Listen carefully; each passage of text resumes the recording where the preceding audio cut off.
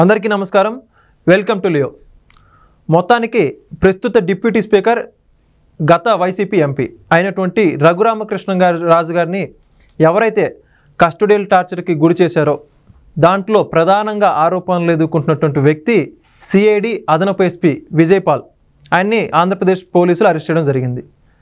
అసలుకి రఘురామకృష్ణరాజు గారిని అంతగా కస్టోడియల్ టార్చర్కి గురి చేసినటువంటి వ్యక్తుల్లో ప్రధానంగా సునీల్ కుమార్, అదేవిధంగా ఈ యొక్క విజయపాల్ గారు ఉండడం జరిగింది. ఎట్టకేళ్ళని విజయపాల్ గారిని అయితే అరెస్ట్ చేశారు.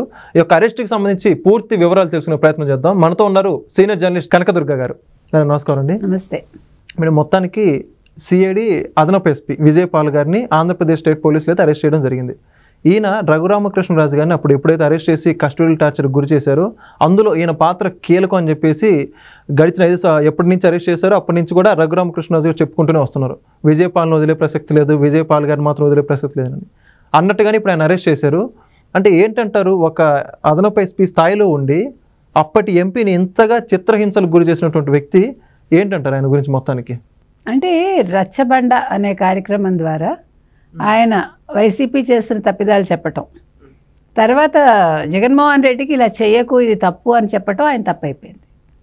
నువ్వు తప్పులు చేయకు, నువ్వు మంచిగా పరిపాలన చెయ్యి అని చెప్పటం కూడా తప్పైపోయింది. అందుకనే మీరు చెప్పినట్టుగా రాత్రికి రాత్రి ఆయన్ని తీసుకెళ్ళిపోయి ఎంత టార్చర్ అంటే మామూలు టార్చర్ కాదు. ఆల్రెడీ ఆయనకు ఆపరేషన్ అయింది కదా, సర్జరీ అయినట్టుంది. హార్ట్ స్టంట్ వేశారో ఏదో, మొత్తానికి సర్జరీ అయితే అయింది. అటువంటి వ్యక్తిని తీసుకెళ్ళి ఆయన ఇవాళ మళ్ళీ ప్రెస్ మీట్ పెట్టి చెప్తూ ఉంటే మనకి అదేదో సినిమాలో లాగా వినిపిస్తుంది మనకు ఆ మాటలు. అంటే ఇంత దారుణంగా చేయాల్సిన పనే ఉందండి. అంటే జగన్మోహన్ రెడ్డి అనేవాడిని ఎవడూ తిట్టకూడదు. జగన్మోహన్ రెడ్డి ఒక దేవుడు. జగన్మోహన్ రెడ్డిని ఏదైనా అంటే లేదా సలహాలు ఇస్తే ఆయన ఇట్లా టార్చర్ పెట్టిస్తాడు. అందులో ముఖ్యంగా ఈ విజయపాలు, సుశీల్ కుమారు, పిఎస్ఆర్ ఆంజనేయుల ఆయన ఒకడు, వీళ్ళ ముగ్గురు మెయిన్. అయితే ఇందులో ఈ సుశీల్ కుమార్ అనేవాడు ఆయన గుండెల మీద కూర్చుని ఆపరేషన్ అయిన వ్యక్తికి ఆయన అలా కూర్చుంటేట ఇవాళ ఆయన చెప్తున్నాడు మంచం కోడ్ లాంటిది ఏదో ఎగిరి పడిందిట ఆ బరువుకి. అసలు మనిషి అంటే ఆయన బలమైన మనిషి కాబట్టి బతికాడండి. ఇప్పుడు రఘురామకృష్ణరాజు గారు కదా, మామూలుగా అంటే మనం ఇక్కడ క్యాస్ట్ అని కాదు కానీ రాజుల ఫుడ్ విధానమే వేరేగా ఉంటుంది కదా. వాళ్ళు చాలా చక్కగా తింటారు, పెడతారు రెండు.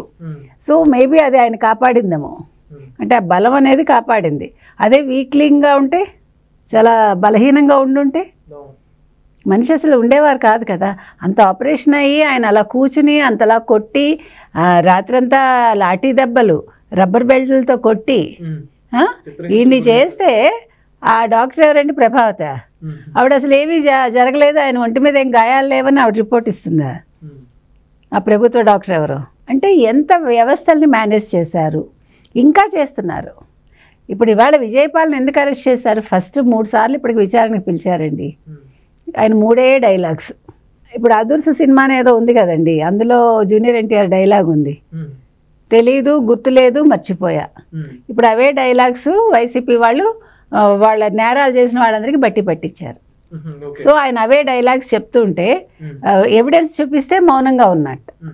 ఇంతకుముందు ఈయన యాక్చువల్గా ఈయన సిఐడి విభాగంలో పనిచేశాడు, ఎస్పీగానే ఏదో చేసి రిటైర్ అయిపోయాడు.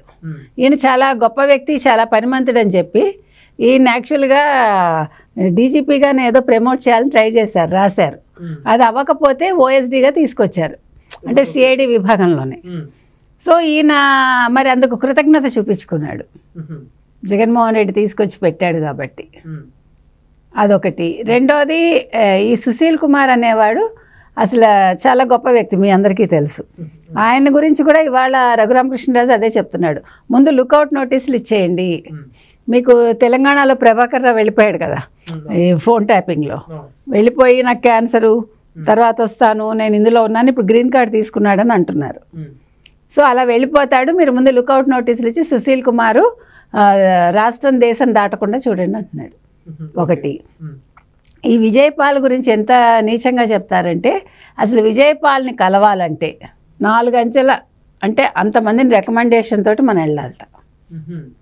He will not allow you. నువ్వు వెళ్ళావనుకో, నేను ఒక మీడియా పర్సన్ నన్ను వెళ్తే, ఎవడరా నువ్వు, ఏ మీడియా అనేది, నా పర్మిషన్ లేకుండా ఎలా వస్తావు అని బూతులు మాట్లాడేవాట. అంటే అంత గొప్ప క్యారెక్టరైజేషన్ అయింది. ఇంకా ఇలాంటి వాడు అంటే చాలా బాగా ఆయన జగన్మోహన్ రెడ్డికి తన కృతజ్ఞత చూపించుకున్నాడు. అంటే ప్రతి వాళ్ళని ఎంత టార్చర్ పెట్టేవాడోట. అంటే వాళ్ళు కనుక వాళ్ళ స్థాయిని బట్టి వాళ్ళ దగ్గర లంచాలు తీసుకునేవాడు. ఓకే, కేసులను బట్టి వాళ్ళని బట్టి అన్ని వివరాలు తెలుసుకుని ఆ రకంగా కూడా చేసేవాడు. సో అటువంటి విజయపాల్ని నిన్న విచారణకు పిలిస్తే రోజంతా విచారణ కోసం పిలిచారు. పిలిస్తే ఈయన వర్మలా తప్పించుకుపోకుండా వెళ్ళాడు, తెలియదు కదా. అయితే ఇవన్నీ ఇలా చేసేసరికి ఇంకా వాళ్ళు ఏం చేస్తారు, అరెస్ట్ చేశారు. రాత్రి వరకు అతన్ని బాగా విచారణ చేశారు. అతను హైకోర్టు ముందస్తు బెయిల్ కొట్టేస్తే సుప్రీంకోర్టుకి వెళ్ళాడు స్పెషల్ లీవ్ వెకేషన్ మీద పిల్లు వేసి చాలా ఖరీదైన లాయర్లు పెట్టుకున్నట్ట. అంటే దీన్ని బట్టి మీకు ఏమర్థం అవుతుంది, ఒక సాధారణ ఉద్యోగి పెట్టుకోగలడా? పెట్టుకోలేడు కదా. అసలు లాయర్లను భరించగలరా? వాళ్ళకి గంటకి లక్షల్లో ఉంటుంది ఫీజు. అంటే జగన్మోహన్ రెడ్డి లాంటి వాళ్ళు, జగన్మోహన్ రెడ్డికి అనుయాయులుగా ఉన్న వాళ్ళు పెట్టుకోగలరు. ఎందుకంటే జగన్మోహన్ రెడ్డి కాపు కాస్తాడు కదా. ఇప్పుడు ఇతనికి వెనకాల జగన్మోహన్ రెడ్డి ఉన్నాడు. ఇప్పుడు ఇతన్ని కనుక పట్టించుకోకపోతే ఇతను నోరు విప్పుతాడు. ఇప్పుడు జగన్మోహన్ రెడ్డి టెక్నిక్ అదే కదా. ఇప్పుడు ఒక పిన్నెల్లి కోసం వెళ్ళినా, ఇంకొకళ్ళ కోసం వెళ్ళినా అతనికి భయం వాళ్ళు నోరు విప్పుతారని. అందుకోసం ఇప్పుడు విజయపాల్ని కూడా ఆయన వెనకాలండి నడిపిస్తున్నాడు. అంటే పెద్ద ఖరీదైన లాయర్లు పెట్టాడంటే అర్థం అదే కదా. కాబట్టి వీళ్ళు ఎలా వ్యవస్థలను మేనేజ్ చేస్తున్నారు, ఇంత డబ్బులు ఎక్కడి నుంచి వచ్చాయి ఒక్కొక్కరికి, దాని మీద కూడా విచారణ చేయాలి.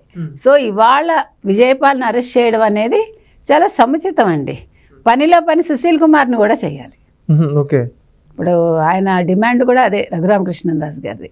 ఆయన చెప్తుంటే మనకు అసలు ఒళ్ళు జల్దరిస్తోందండి. ఇంత ఘోరంగానా, ఇలా కూడా ఉంటారా? అసలు ఏంటి వైసీపీ వాళ్ళు ఇంత దారుణంగా చేస్తారా? వాళ్ళంత ఇంకా చూసారా ఎంత కబుర్లు చెప్తున్నారా, పతివ్రత కబుర్లు. ఒక్కొక్కడు మైక్ ముందుకు వచ్చి అసలు ఏమీ జరగనట్టు, అసలు చిత్రంగా లేదు మనకి వినటానికి. ఇది దెయ్యాలు వేదాలు వల్లించడం అంటారు చూడండి, అట్లా ఉంది. చాలా హారిబుల్ అండి. చూద్దాం మేడం. ఇప్పటికైనా అరెస్ట్ చేసి ఒక విచారణ నిమిత్తం ఈరోజు కోర్టులో కూడా హాజరుపరచబోతున్నారు. ఈరోజు గుంటూరుకి తరలించే క్రమంలో ఉన్నారు ఒంగోలు నుంచి. ఈ కేసుకు సంబంధించి రానున్న రోజుల్లో మరి ఆ శిక్ష ఎంతవరకు పడుతున్నాయో అన్నీ కూడా చూద్దాం. థ్యాంక్ యూ అండి.